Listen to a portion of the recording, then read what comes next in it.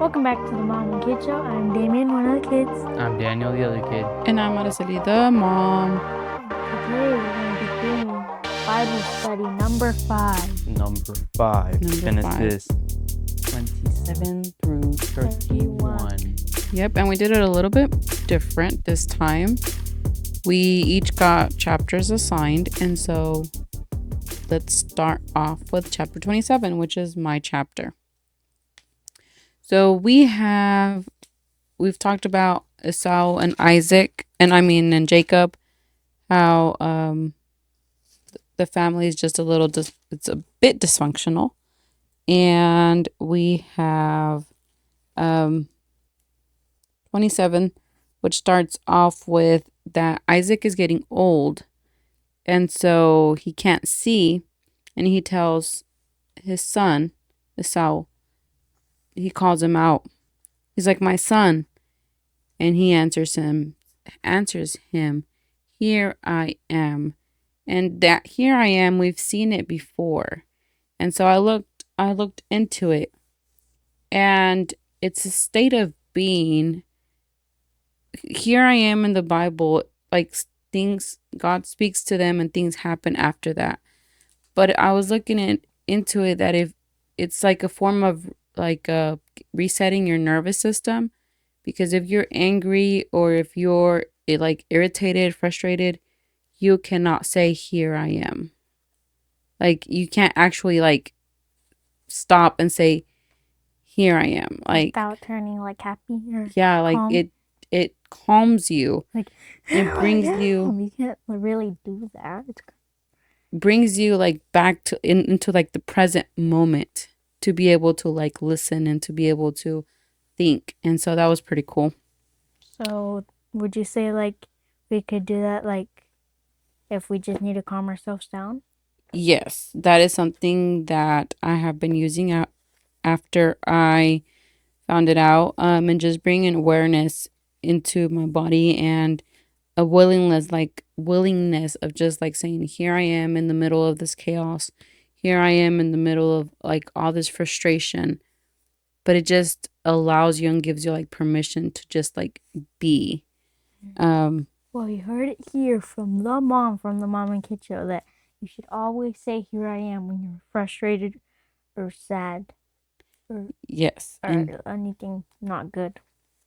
And the Hebrew word is, I don't know if I'm going to say it right. Hineni. It's Hineni for our English professor here. I don't know. And it just means total alignment of attention, body awareness, willingness.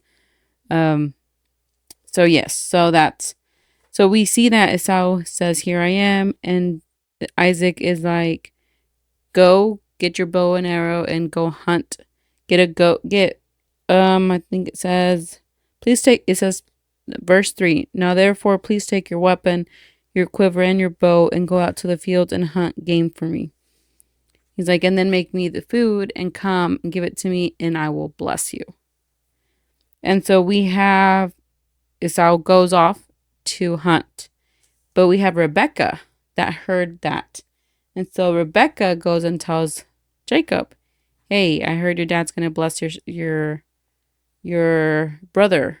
You go get me a goat and I will cook it for you and you can take it to your dad." Which brings me to my second thing that I noticed was that Isaac told Esau to go hunt, to go do the real process, the longer process. And Rebecca tells Jacob, like, "No, let's cheat. Let's substitute it. Go get me something and I'll cook it for you." But Jacob replies to his mom and saying, "But what if he finds out? I don't look like my brother. I don't sound like, he's going to find out and then he's going to curse me." And Rebecca's like, "No, if he does that, I'll take the blame for it. I'm the one that they're going to curse." And then Jacob's like, "Okay, let's do this." Which he didn't even know, like he didn't even stand up for that. It's wrong. He just goes with it. He really like, "Okay, I'm not getting caught, then let's do it." And then let me see what I have for that part, because I know I wrote something. And so he gives Rebecca, cooks the food, and they take it to Isaac, and Isaac's like, "Wow, that was fast." And he feels him, and he wanted to feel because this owl was hairy. So Jacob puts on, I guess, some fur or Hide. something. Yeah, and so when his dad's like, "Oh, well, it doesn't sound like him," his dad was kind of like catching on. It's like, "It doesn't sound like Esau." But come, let me feel your arms. And so he goes there, and his dad starts feeling his arms. He's like, "Oh, well, he's hairy." So And then he catches his scent because he's also wearing Esau's clothes. yes, that's true. And so he ends up eating it, and then he blesses his son. I have a couple of things there, which I was always like Rebecca was, I won't say the evil one, but was like the one that was wrong. But in reality, she's acting from what the promise was. So if we go back to what God told her, God said the older will serve the younger. So Isaac is going off of what is like Tradition. tradition. And so he's wanting Esau's going to be the older one, and Esau's going to be the one that the blessing and all this. But Rebecca's like remembering God promised. Now Rebecca's in the wrong because she tries to hurry it. She doesn't trust the process. So she tries to do things not the right way, and tries to substitute things, but she is the one that is acting from the promise. Yeah, you're right. You are 100% right. Mm-hmm. Okay, and let me see. Let me see what else I have for that. I think that's it for that part. And so is Isaac blesses Jacob, and then Jacob he walks out, and then as soon as he walks out, Esau comes in, and he's like, "Here's the food that you Ordered. told me to bring you." He's like, "Eat it so that I can get the blessing." Well, Isaac's a little bit like, I guess, like, "What do you mean? I just blessed you." And they end up, realizing that he had blessed Jacob. And Evil so he's Jacob. like, "Can't you have don't you have a blessing for me?" And the blessing was, well, let me see where I put that information. Wait, so Jacob was the one who, Was who? the younger one, and he stole the blessing Okay, and the yeah, birthright. Yeah. Let me see. Hold up. I am trying to look for it. I guess I didn't write it. Oh, the blessing was a spoken word, which was binding, shaping the future. It was provision. It provided the provision, the authority, and structure over others. So, like, it would say that Jacob was going to be the one now in charge of everything. And so Rebecca hears Esau that he knows, and he wants to kill his brother, and he goes to she talks to him, and let me see how it ends. Well, Jacob's like, when Esau, let me see if I recall correctly, because Jacob's confronted, and he says, let me hold up. Where is it?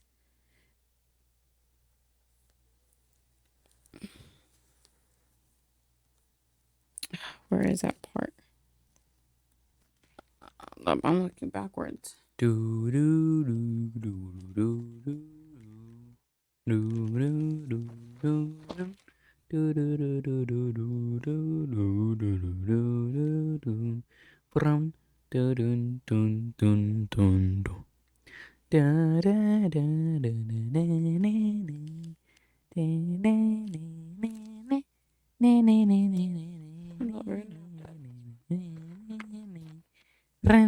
so confused. Does Jacob? What happens to Jacob and Rebecca? Because in the next one, he's sent to go find a new wife. So confused. What? What happened to Rebecca? She stayed with Jacob, with Isaac. I'm so confused. Why? My brain was not working. Why is it not working? Because I thought, for some reason, because I didn't read the Bible for a little, and what I thought Rebecca was Jacob's wife. You're so not smart. Cause I mean, in this part it says that Rebecca's helping him. So Yeah. I was thinking that they were. Use your brain, little man. Little brain, little fart wall. Okay, this makes my chapter makes so much more sense. Okay. All right, so I found what I wanted to point out. So, something that I did want to point out is that when Isaac asks Jacob, like, how did you get here so fast? He actually replies with, because the Lord your God brought it to me. And like, how many times have we like said something like, oh, because God's done it? And in reality, like, we haven't waited for God. And I think there's like, it's really challenging for something. Let's say if we're wanting and we're waiting for um money to come through, and then we end up like, we open the mail and we see a loan, and we're like, oh, God brought it to us. Like, instead of like really asking God if it's something that he wants us to get into a loan or something like that. That makes sense? Yeah. Like, sometimes we're just like, we want to put God's name in, as like, oh, God's the one that did this, or God's the one that put this in our path, when it's us making decisions that are like not. saying. I feel like this would also be a thing like where you say, "Oh, God just told me to," just because you really want to get it. Yeah, just because we put our emotions in it. So, okay, so back to so Esau's gonna kill Jacob, and Jacob ends up fleeing. But before I wrap 27 up, the other part is that Jacob was trying to be Esau. And in life, we try to act as a person we are becoming without having integrated it internally. So he was trying to be Esau. He was trying to be the bigger brother. He was trying to take that position, but yet he wasn't ready for it. And that's where the imposter syndrome comes in. The imposter syndrome is that voice that we hear, which there's a voice that we hear when we're growing like in a healthy way, like we're trying things out of our comfort zone. That is like, maybe like it, you'll hear it like, maybe you're not ready, or you can't do it, or things like that. But then there's another part that is telling you like, you don't belong here, but it's that you're giving a class, or you're doing a video, or you're trying to be in a group of friends, but that's not really who you are. You're acting as that person. Yeah. And that voice will try to like, it you will hear it, and you have to be really cautious and pay attention to it. Where is it coming from? Is it coming from, I'm going to be afraid of being caught because I'm not really this person? Or is it, I'm actually stretching into this person and becoming this new person that I want to become? And we'll have a couple of questions that we kind of discussed on the website. So if you go to faithmoneyfamilies.com, there will be some questions that you can answer and see if imposter syndrome is a healthy imposter syndrome, or if it's telling you that that's something needs to be improved in your life. So that's for chapter 27. We have Yeah, Esau, Rebecca telling Jacob, your brother's going to kill you. Who has 28? Me. Okay, so 28 starts off with Jacob getting blessed. And then Isaac sends Jacob away to find a wife because he does not want them to marry someone from where they are, which is Canaan. So he goes to Padan Aram. I don't know if that's how you pronounce it. But yeah, and he's sent to find a wife. But wait, hold on, wait. Yeah. Well, what I got is, and then Esau tries to get another wife, or I don't know where he got another wife, but tries to get a wife from far away because he heard and he's like, oh no, he doesn't want me to get a wife from here. I need to go far away. So yeah. And then, let's see.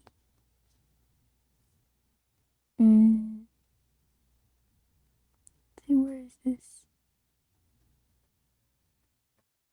Okay, so he came to a place to stay, and all night, because the sun had already set. So he had a dream, and he decided to make a place where he was because of the dream, and the dream was the stairway to heaven. Yeah. The stairway to heaven? Or, I don't remember what it was. What was it? Was it a stairway or a hand? No, I'm pretty sure it was a stairway. Yeah, it's a stairway. Yeah. Then he dreamt, he started making the place, and yeah. What place? He decided to make a place where he was, where he. What do you mean a place? Like like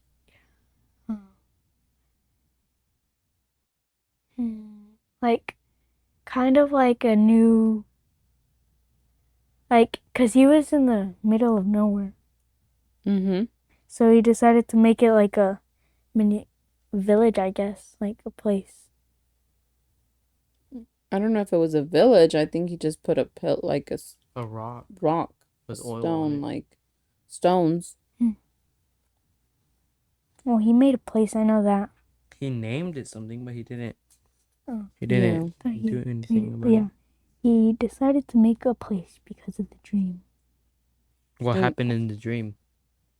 He saw a stairway to heaven. I know, but that's it. He just saw it and then he woke up. I don't know. Was it?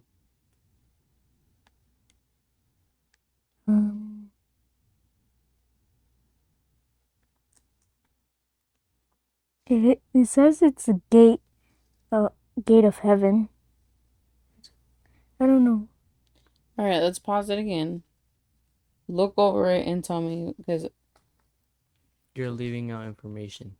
this is why you need to really search into it and why we cannot let too much time pass by. But you told me to do like a summary. That's what you told me. Yes, Miko, but your summary is all not right. Get ink out of this. What do you need the ink for right now? Look over it. To We're right now. talking about it.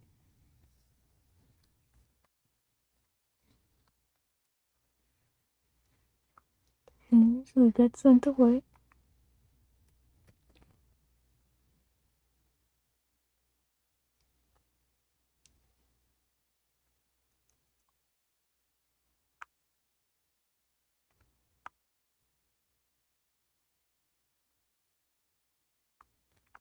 And he blesses him. Why does he bless him? To make him fruitful and multiply. No. That's He's what telling him, he's sending him off. He tells him Jacob is already leaving. And so Isaac blesses him. And he tells him, you cannot have a wife from here. Go to Laban, where it's your mother's brother. It does not. Stays in a place. It doesn't say Laban here. Yeah, it does. On 28, it says, It says a wife from there of the daughters of Laban, your mother's brother. No, why does it say arise, go to Padan Aram? Yeah. And his uncle Laban. What do you mean? It says, "Arise, go to Padan Aram, to the house of Bethuel, your mother's father, and take yourself a wife from there of the daughters of Laban, your mother's brother."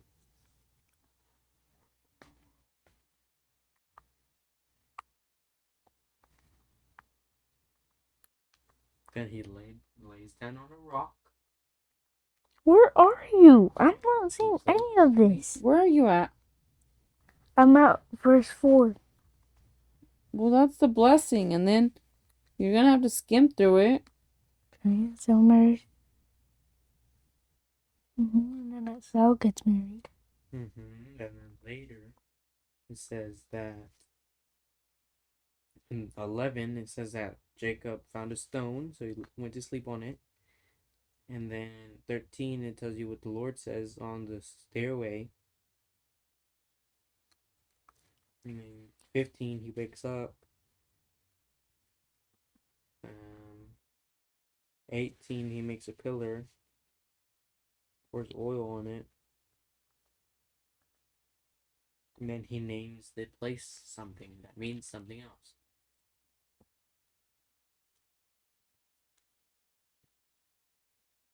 And then he made the pillar for doing something with the Lord. For giving something to the Lord. Giving come? Okay. Tithe. Amen. Giving come. What? You said giving come. You need to next time. You need to reread it 2 or 3 times because this is your chapter. Go ahead and hold on. start with the. I need to write these things down. Okay, finally, I get in. Okay, listen to me. This wasn't hard for you to capture. If you're not capturing it, your attention span is low. You're off of Minecraft for a while. Mommy, it's Your not. comprehension is low. Yes. It's not that. We just went over it and you couldn't listen to it because your mind is racing. Not What? racing on Minecraft, but it's just racing. And you're not able to hold that information. The medicines I told you? We don't have any. Yes, we do. No, we don't. Mommy just Where told is me it? we don't. It's in the medicine. My head hurts from sneezing. I don't think that we have any. But go ahead, Damien. Start chapter I'm just 28. gonna write the verses so that way I can. No, we're not writing verses. Okay, You're just I going to guess tell us the story that we just told you about. Okay. So start off with 28 again. Alright, so 28 starts off with Isaac called Jacob and told him that he should not get a wife from Canaan. And he should go to Padan Aram. This is really complicated. And get yourself a wife from there of the daughters of Laban, your mother's brother. I think it's really complicated. Like there's it's like your friend's mother, brother. Yeah. And then he goes, and before he leaves, Isaac blesses Jacob for the trip. And then Esau overheard and decided he was going to get a wife too from over there. So he goes and he marries Mahalath. I believe that's how you pronounce it. Is that how you pronounce it? I have no idea. It says marries Mahalath. Yes, yeah. And then, let's see, where am I? Okay.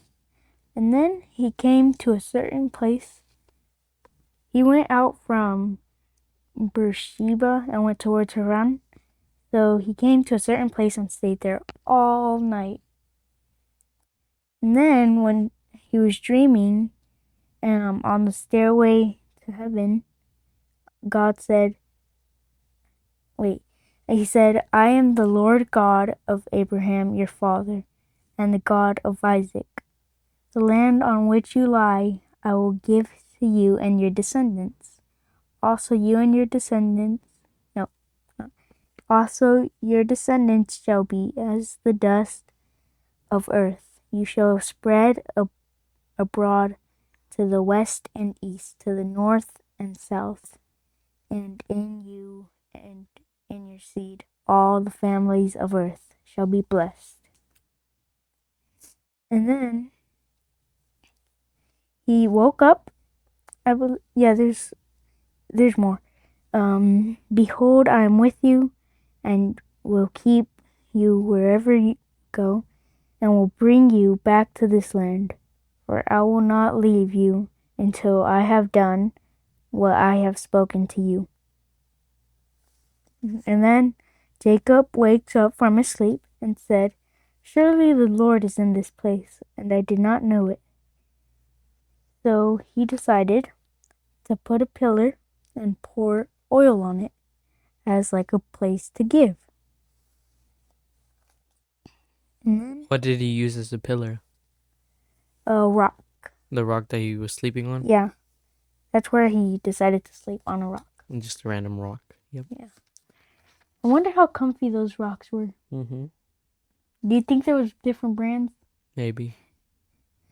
But yeah, then he decided to name the place Bethel.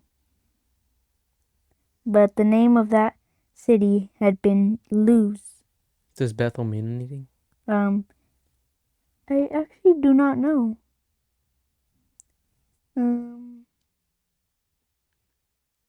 I don't know. Yeah, I don't know that.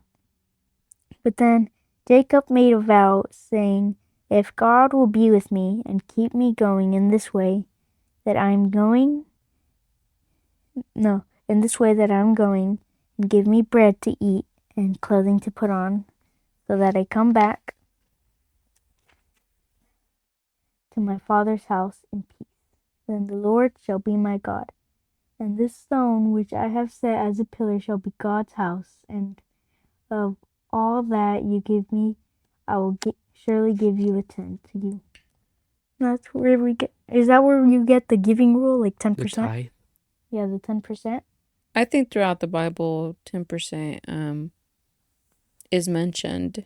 Again, I don't think it's about the 10%. It's about your heart in it. If you can give 1% and give it joyfully, then or I think it's all about how your heart is positioned. Before we go into 29, though, we see Jacob in the middle of nowhere. It's night. Can you just imagine what goes through his head, through his mind? Like, his mom did something so that he would get the blessing, but now he's without family. His brother hates him. He doesn't know where he's going. He doesn't have a house. And Isaac, they had money, they had servants, they had like flocks and stuff, and now he has nothing. He's out there, doesn't even have a pillow to put his head. And so he lays down, and in this moment of like, you've lost everything, God shows up, and doesn't matter what he's done before. God's saying, I am here with you. I'm going to be with you. And then it's funny how Jacob replies. Because Jacob replies, he's saying, first he's like, how awesome is this? He's like, he's excited. He's saying how great it is. And then he says, if God will be with me. And he goes off and says all these things, but he's like, if God, then I will make him my Lord. And I'm like, how much like guts do you have to say that? Like, if God will do this for me, then I'm gonna do this.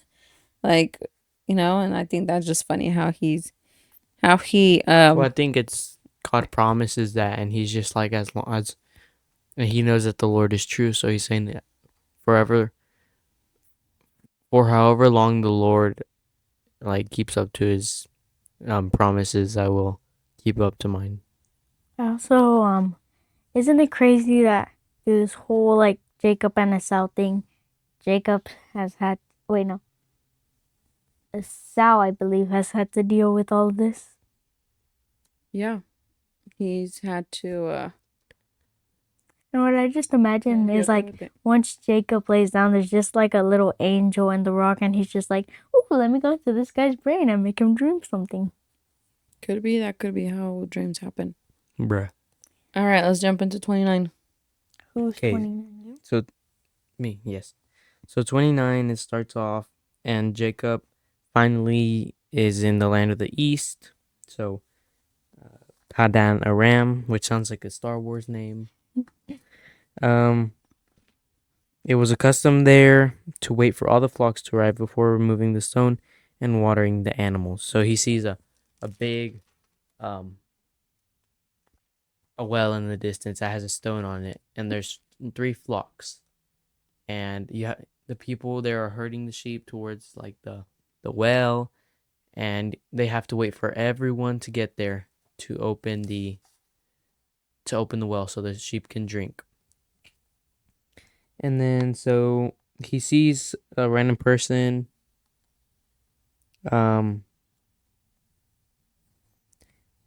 and Jacob goes over to them and he's like, "Where are you from?"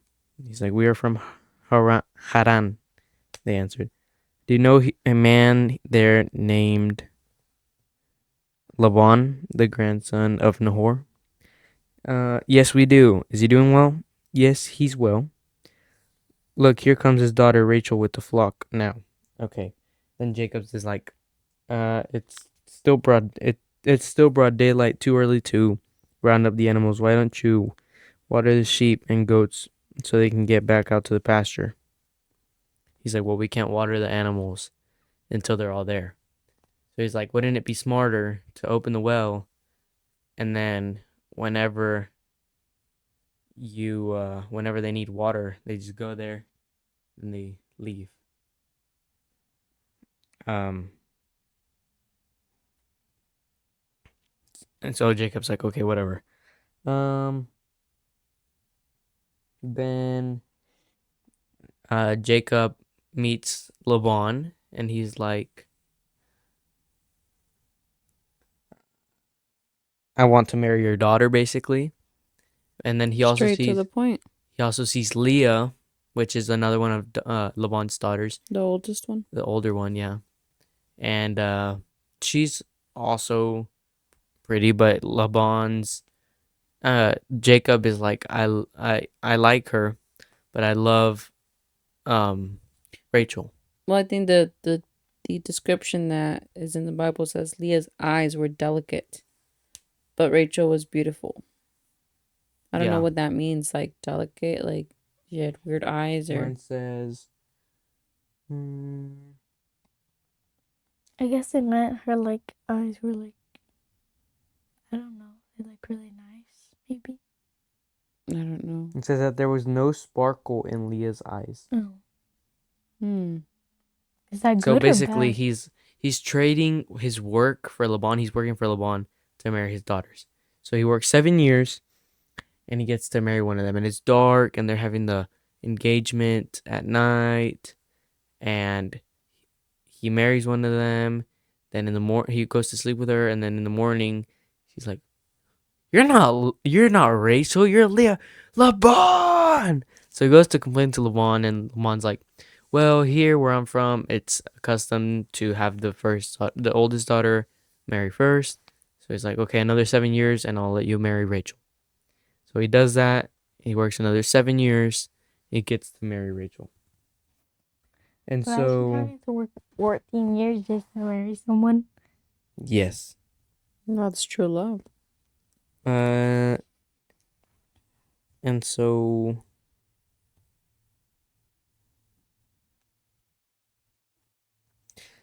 he loved Rachel a lot more than he loved Leah. So whenever God saw that Leah wasn't being loved, he was like, "Okay, Rachel, you can't have kids. Leah, you can have kids." So that way she had like a kid to take care of and stuff. And so she has a kid, and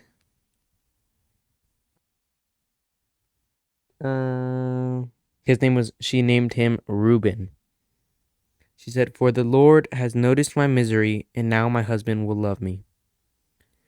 And then she had another kid. She named him Simeon. She said, "The Lord has heard that I was unloved and has given me another son."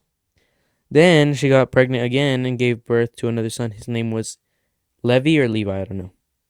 We'll go with Levi. For she said, "Surely this time my husband will feel affection for me, since I have given him 3 sons." So the Lord, I guess, I don't know, maybe he's feeling sorry for Leah. He's like, "Man, let me give you more kids, more kids, more kids." And then when Rachel saw that she wasn't having any kids, she was But before jealous. that, you're jumping to 30, right? Let's stop it before we jump into 30. Oh, yeah, yeah. Hold up, let me see. Oh, and then she had another kid. His name was Judah. And she said, "Now I'll praise the Lord." And then she stopped having kids. So, I'm just gonna point out something real quick. My real quickness. 40 minutes of So real quick. Leah, and it's interesting that you said she had no sparkle. In your translation, it says no sparkle in her eyes. So we can infer that Leah was not happy, right? Even before she married, she was married to Jacob, right? And can you imagine like her like she knows she's not the choice, and yet she has to be the one that marries him. And so the disappointment that she probably also felt when Jacob goes and confronts Laban, it's like, hey, I didn't want to marry this Leah. I wanted to marry Rachel. So she gets pregnant, but her reaction was this. Her reaction was, now therefore, because I'm pregnant, my husband will love me. And she's using that as a substitute, or she's she's using other things to try to like satisfy like that love that she wants to feel. So Mm-hmm. she has that first one. She says that. And then the second one, because the Lord has heard that I am unloved, she's still in that mindset of like, poor me. I am the victim. Like, I just want to be loved. She has a third one that says, now this time my husband will become attached to me. Still feeling, still with that mentality of victim, right? And it isn't until the fourth son that she changes that, and she goes from being feeling sorry for herself to saying, now I will praise the Lord. Yeah, and So I think now, God was like, "You are loved," and He was showing her that He yeah, loves but her. she made that switch, and it's with Judah, which we know that's where the Hail, hail, lineage comes Lion of from. Judah. But it's until that until we sometimes God will put us through situations and not because he wants us to suffer, but because he wants us to realize that it's to him we praise, that it's to him we see, that it's from him that we're going to be loved and cared for and provided for. And it's not until then that things start switching and changing for us. Yeah. All right, go to chapter 30. Okay, so chapter 30. Okay, so when the Lord saw that Leah, no, that's the one before. So when Rachel saw that she wasn't having kids, she got jealous of her sister Leah, and she was like, "Give me children or I'll die," from like sadness or envy. How dramatic. Yeah. Uh, then Jacob got mad at Rachel. She was like, "Am I God? He's the one who kept you from having children." Then Rachel told him, "Have kids with my maid. She will have children for me," which we saw before with Abraham, Mm-hmm. and that's where we got what's his name, Ishmael. Yes. Um, so he had a kid, and his name was Dan. For she said, "God has vindicated me. He has heard my request and given me a son." Uh,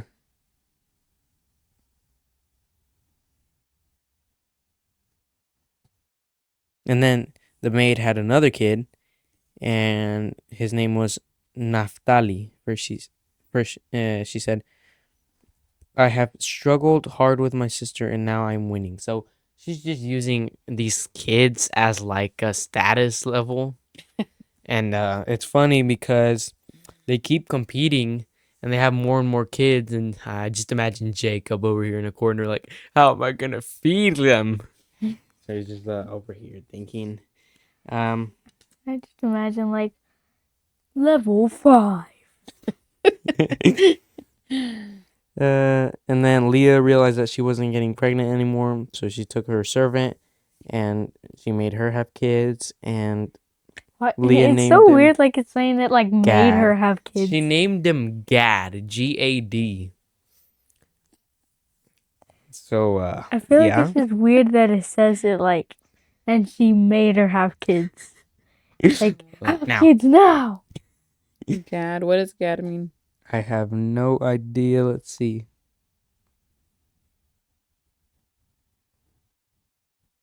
Oh, good fortune. Naphtali means my struggle. Dan means he judged or he vindicated. Uh, Judah means praise. Levi means being attached. Simeon means one who hears. And then Reuben means, look, a son. It also is Hebrew for he has seen my misery.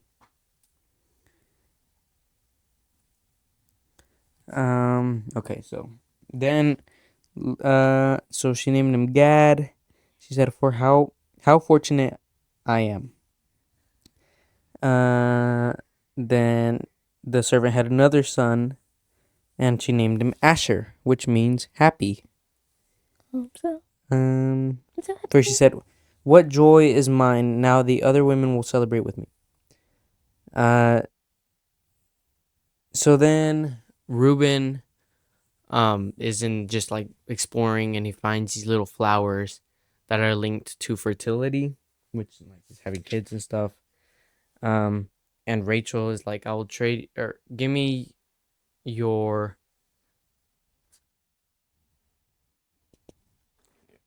son's little flower things, mandrakes, and I'll let you sleep with Jacob. She's talking to her sister. So it's just like a trading game, like, if you give me this, and they're like bartering. If you give me this, I will give you this. And then so she was like, Leah goes to Jacob, and they end up trading, and Leah goes to Jacob, and he's like, okay, you have to sleep with me today. It's my turn. And she said, I have paid for you with some mandrakes that my son found. And then she has another kid. She named him Issachar, which means reward. She said, God has rewarded me for giving my servant to my husband as a wife. Then Leah became pregnant again and gave birth to a sixth son. She named him Zebulun, which means honor. She said, God has given me a good reward. Now my husband will treat me with respect, for I have 6 sons. So here we see the mentality again. Yep. How long Always do you wanting think more. this kids having thing went on? I Because have no they idea. didn't It's like have a war. twins or triplets or anything, just singular kids. Mm-hmm. 6. And then later she gave birth to a daughter named Dinah, which means. Wait, hold up. I skipped a part. I didn't. It doesn't say what that one means. It's just the girl doesn't get a meaning. It's just Dinah, like dinosaur, yes. Wow. Like spot the odd one out. They're all boys. Then girl with God no name. remembered Rachel's plight and answered her prayers by enabling her to have children. She became pregnant and gave birth to a son. So I think this is her first son, right? I believe so. Why this? It And sounds so weird when we read it. because it's like, oh, let me just turn on the setting, enable. And then so God, she named him Joseph. She said, may the Lord add yet another son to my family. So Joseph means may he add. So this is the next sub chapter. This is called Jacob's wealth increases, where his wealth increases. What a shocker! And so soon after Rachel had given birth to Joseph, Joseph said to Laban, "Please release me so I can go to my home country." And Laban is like, what do you want? You've worked for me another 7 years. What do you want? And he's like, Jacob is like, well, you know how hard I've worked for you, right? And Laban is like, okay, what do you want? So he says, don't give me anything. Just do this one thing, and I'll continue to tend and watch over your flocks. Let me inspect your flock today and remove all of the sheep and goats that are speckled or spotted, along with all the black sheep. Give these to me as my wages. In the future, when you check on the animals you have given me as my wages, you'll see that I have been honest. If you find in my flock any goats without speckles or spots or any sheep that are not black, you will know that I have stolen them from you. So he's like, okay, give me these so that you will know that I've never stolen from you whenever you check on me. Okay, so Laban is like, okay, that's fine.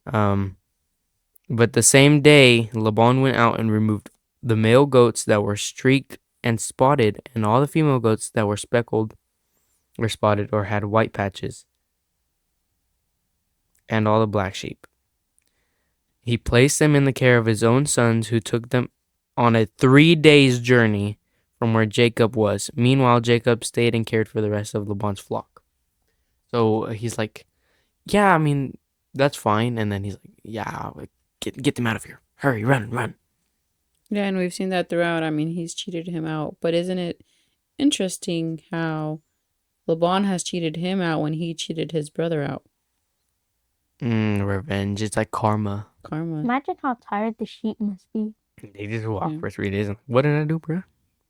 Then Jacob took some fresh branches made from poplar, almond, and plane trees and peeled off strips of the bark, making white streaks on them. Then he placed these peeled branches in the watering troughs where the flocks came to drink, for that was where they mated, so that they had kids like by the water troughs.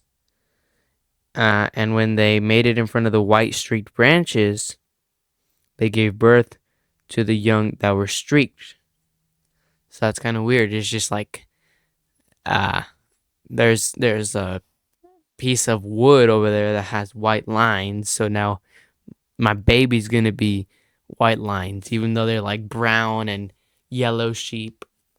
Very, very weird. Imagine if two sheep had a baby in front of a brick wall. What would happen then? That would be a brick sheep. Okay, and So then weird. How does that work?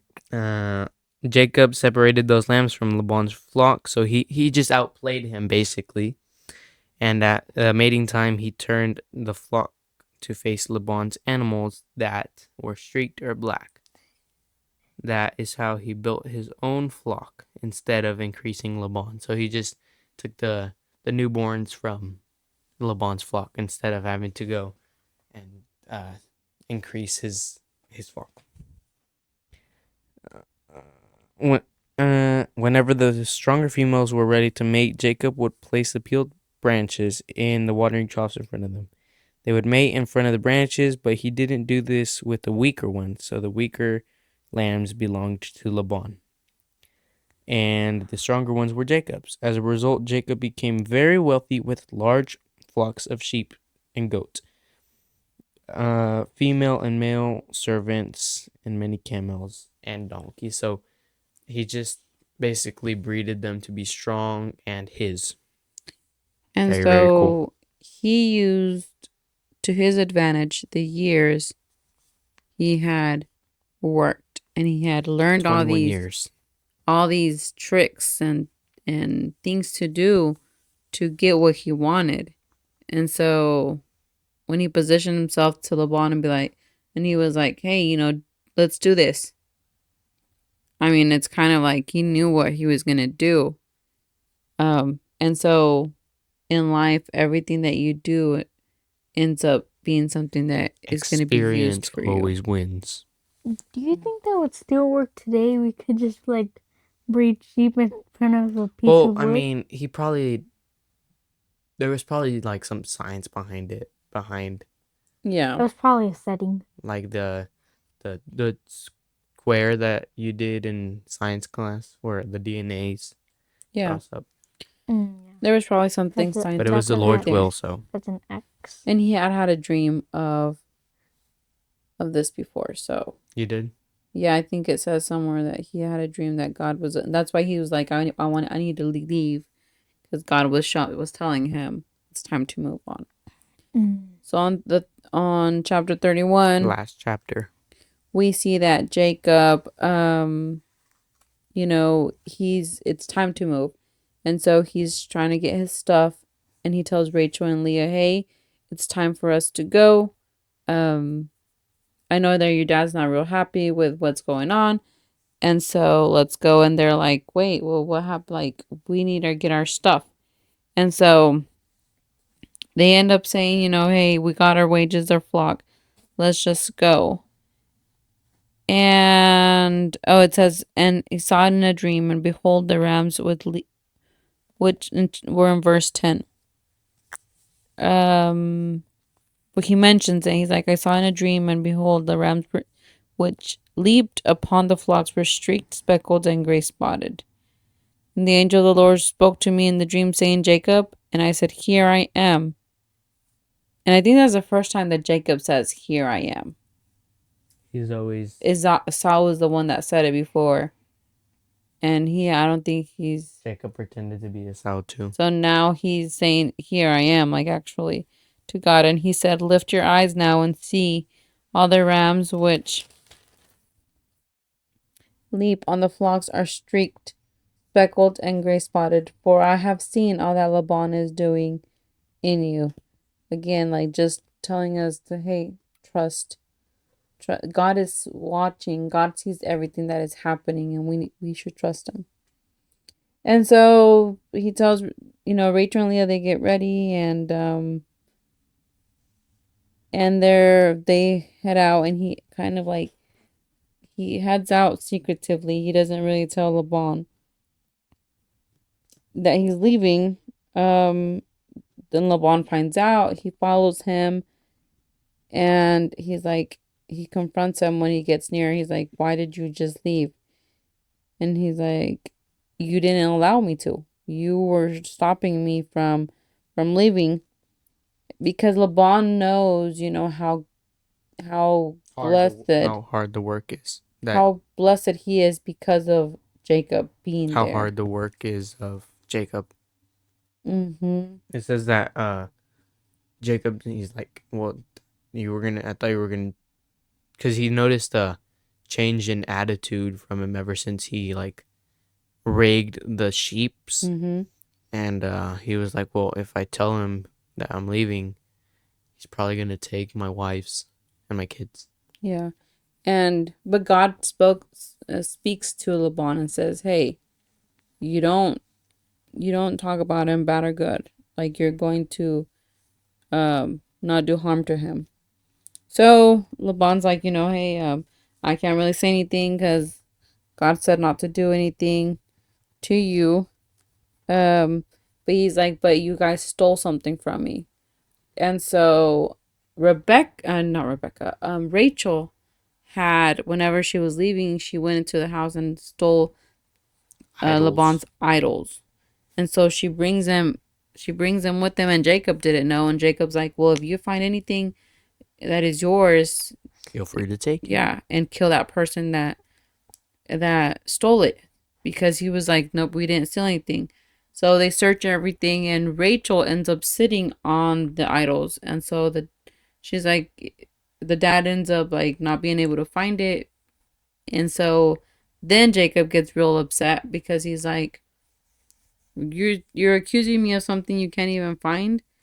And so they end up uh making it, like they commit to like not hurting each other and doing the best that they can, and they set up a stone and a pillar, and they each go their way. um and what I thought was interesting with the idols is that sometimes they're moving forward, but yet Rachel's still carrying stuff from her past. Like it's still like it's something that we bring forward that sometimes we don't even know we're carrying. So that's where I stopped. Chapter 31. Laban departed. He kissed his sons and daughters and blessed them. I also thought it was pretty cool how they get a stone and they're like, they agreed to not cross that to hurt each other. And Jacob, whenever he was on his way there, he laid his head down on a stone. I think it's kind of cool how the stone represents like a bookmark, kind of like Opening and a closing. like a checkpoint, kind of like you've got in there, and it's a new thing, which is also cool because Jesus rolled away the stone. And he cried on the garden. Yep, and it's like a new start. And I thought it was pretty cool too how like it's a rock is something you don't move, and they call Jesus like the rock on which I stand. True. Because you can hold on to that, and it's like every time something new has happened in this story, there has been rock. That is so true. Cool. I think there's more to rocks and stones than we understand. And I believe y'all are just leaving out pebbles. And pebbles. Because there is significant stuff that happens because of the rocks and the stones. Yeah. Well, I think that was our 27 through 31 chapters. If we left out anything, if you have something to share, something else that you took from these chapters, let us know in the comments. How we can improve. Wait, we post this on YouTube too, right? How can we improve our Bible studies? And if you're watching this on YouTube, make sure to subscribe and turn the bell on, so that way you can keep watching our series of the Bible study. Stay tuned for episode 6 and plus. Go follow us on Instagram, Facebook, TikTok, and YouTube, Spotify. And check out our other episodes about money and finances. And go check out faithmoneyfamilies.com. Yep. Well, from the comfort of our house, this has been the Mom and Kids Show. And we will see you at the table.